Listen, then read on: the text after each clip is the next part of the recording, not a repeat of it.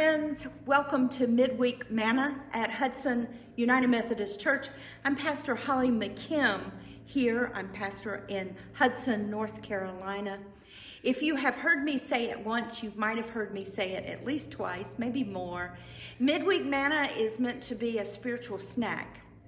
Now I say that because today's Midweek Manna was really more of a heavy hors d'oeuvre, not an after-school snack, but really something if people don't want to serve you dinner, but they put out all these hors d'oeuvres and you fill up on chips and dip. It's kind of like that. But before I get to the hors d'oeuvre portion of our Midweek Manna, I want to give you a little advertisement, a plug for a study that we're going to start on Monday, February 15th, just coming up at the beginning of next week. Monday, February 15th, 6:30 to 7:30. We will be meeting via Zoom. That is a platform you have to set up on your computer or your smartphone where we can see each other's faces and we can hear each other talking. The study is going to be from this book, The Color of Compromise by Jemar Tisby. Jemar Tisby wrote this book as a historical timeline. The other title of the book is The Truth About American Church's Complicity in Racism. And it starts from the very founding of our country and goes up to about 2018, 2016, in that time period is when he stops the historical narrative. So we're going to be watching videos presented by Jemar Tisby, the author of the book. You don't have to have the book to join us. If you want to purchase the book, you can go ahead and do that, The Color of Compromise by Jemar Tisby. But we're going to be hearing him, the author himself, as he lays out a history lesson for us. And that will begin on Monday, February 15th. If you would like to join us, let us know in the comments, or you can email the church, HUMC2014, HUMC2014 @gmail.com. So there's my little advertisement.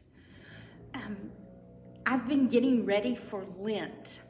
Lent has, for most of my adult life, the season of Lent, that's the 40 days leading up to Easter, has been an important journey of mine, a spiritual journey. So in my preparation for Lent for myself, I thought I would share with you some of the things that I've been reading and doing. And next Wednesday, our Midweek Manna, I'm going to focus on fasting, as it is Ash Wednesday. We'll have our regular Midweek Manna next week, 1 o'clock Eastern Standard Time, as well as we'll have an Ash Wednesday service at 6 o'clock next Wednesday. And if you would like to join us for worship, you're welcome to do so. And we worship on Sundays at 10 o'clock Eastern Standard Time.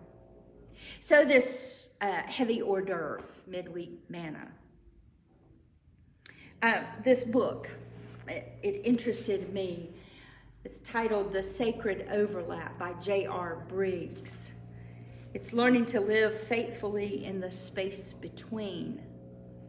I think of the space between Christmas and Easter as an interesting time in the church.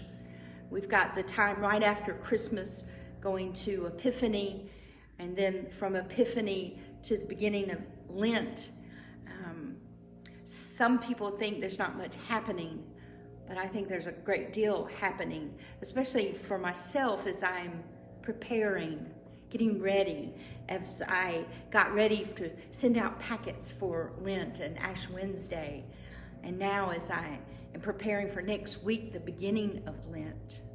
So the space between, we can think about the space between our birth and our death. It's usually a dash on our headstone. That's the space between our birth and our death. We can think about the the space between our saving, when we invite Jesus into our lives, when we recognize that we need Jesus, and our death going on to eternal life.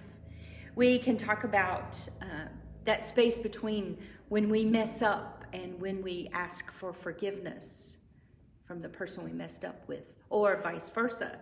When someone hurts us and they ask for forgiveness from us. So there's a lot of space between that we could talk about, a lot of overlapping.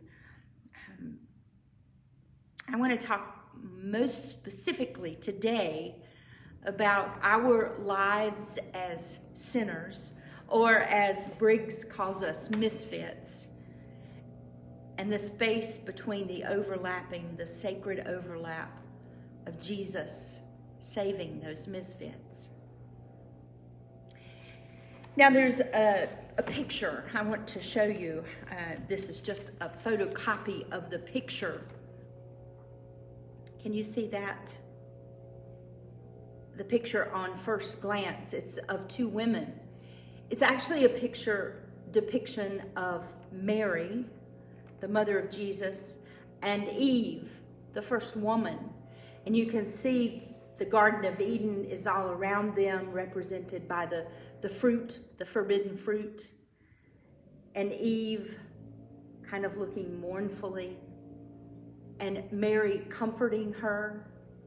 And then look down here at Mary's foot. Mary is standing on the serpent. Satan that took Eve down. Satan that led Mary down the path to the original sin. Not alone, she was with Adam.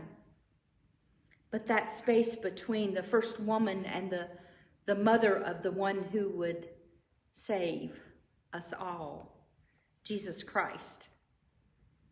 This crayon and pencil drawing was done by Sister Grace Remington.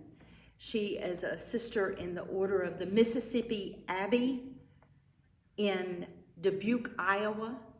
And you can write to them. You can look them up via email or via the internet, and you can get this card. They sell these cards, as well as I read caramels and chocolates.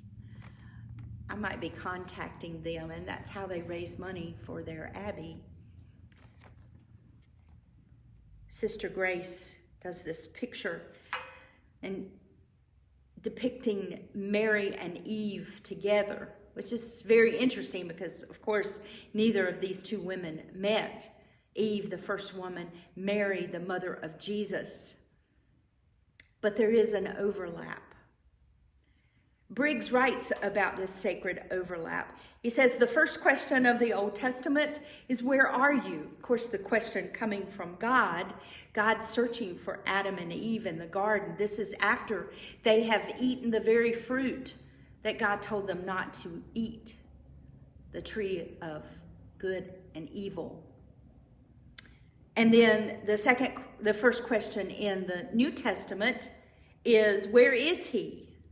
So the first question in the Old Testament is, where are you? And the first question in the New Testament is, where is he? The Magi, or the wise men, ask Herod, where is this baby? Where is this child that has been prophesied? This saving Christ child. They want to find him. Going back to the picture, Eve participating in the first sin, and Mary very lovingly caring for her, tenderly, motherly, knowing she's carrying the same child that's going to save, past tense, present tense, and future tense. This child that she carries in her womb, Jesus Christ. So we go from the birth of Jesus at Christmas to Easter, when Jesus is risen from the grave. And It's like everything is compressed in that sacred overlap. Briggs writes that Mary, the pregnant teenage misfit, is consoling the universe's first misfit, Eve, telling her of the soon arriving Christ child, a misfit in his own right. Briggs calls Jesus a misfit, who would rescue all the other misfits of the world. And one of Sister Remington's sisters in the Abbey wrote a poem about Sister Grace Remington's art. The other sister writes this poem, "O Eve, my mother, my daughter, life-giving Eve, do not be ashamed, do not grieve. The former things have passed away. Our God has brought us to a new day. See, I am with child, through whom all will be reconciled. O Eve, my sister, my friend, we will rejoice together forever, life without end." So as we prepare for the season of Lent, as we continue in this sacred overlap between Christmas and Easter, it's a time when us misfits take a look at ourselves. Where am I falling short of that image of God? God created me, created you in God's image. And there are other misfits and so created in that image. Where are we falling short? How can we get back closer to God through Jesus Christ? So Briggs quotes another author. He quotes Dallas Willard's book, The Divine Conspiracy, and he gives us a list of misfits where Jesus represents grace. He regraces all of us. So as we move into Lent, think about this list of misfits. Where are you in this list? Now, this is from Dallas Willard's book, The Divine Conspiracy. He talks about these misfits: the flunk-outs, the dropouts, the burned-outs, the broke and the broken, the drug heads and the divorced, the HIV positive and the herpes ridden, the brain damaged, the incurably ill, the barren and the pregnant too many times or at the wrong time, the overemployed, the underemployed, the unemployed, the unemployable, the swindled, the shoved aside, the replaced, the parents with children living on the streets, the children with parents not dying in the rest home, the lonely, the incompetent, the stupid, the emotionally starved and the emotionally dead, and on and on and on. Jesus offers to all such people as these the present blessedness of the present kingdom, regardless of circumstances. Even the murderers and the child molesters, the brutal and the bigoted, drug lords and pornographers, war criminals and sadists, terrorists, the perverted and the filthy rich. Can't we feel some sympathy for Jesus' contemporaries who huffed at him? The man is cordial to sinners and even eats with them. Sometimes I feel I don't really want the kingdom to be open to such people. But it is. That is the heart of God. Grace rarely fits into nice, tidy categories. It's large and expansive and disruptive. It's scandalous.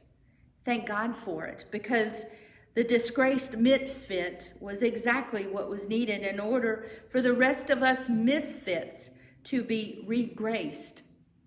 Grace is the banquet meal for misfits, nourishing, edifying, and keeping us alive. The good news, even though we were misfits, now we find our sense of belonging in the family of God because of him. Let the regracing begin.